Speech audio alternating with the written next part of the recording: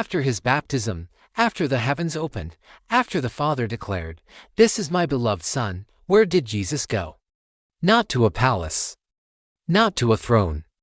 The Spirit led him straight into the wilderness. A dry, lonely desert. For 40 long days and nights, he had no food, no water, and no company.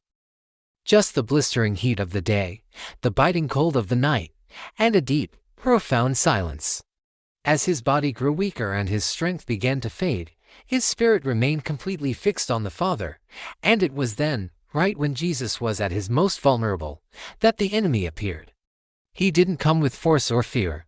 He came with whispers. The first temptation was about need.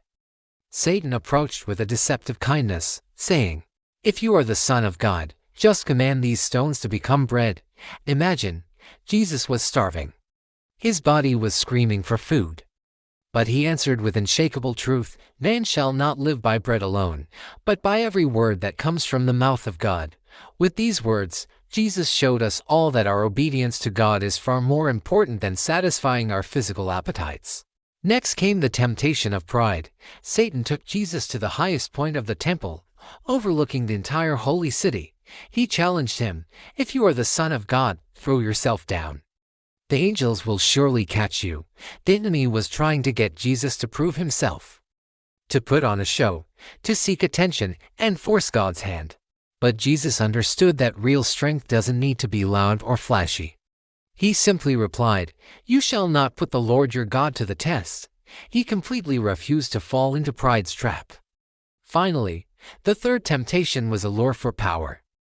Satan took him to a high mountain and showed him all the kingdoms of the world in an instant, all their wealth, their glory, their crowns.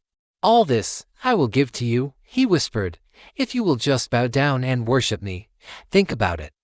A shortcut to glory. A throne without any sacrifice.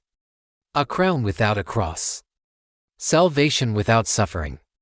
But Jesus knew exactly who he was. And he knew his mission.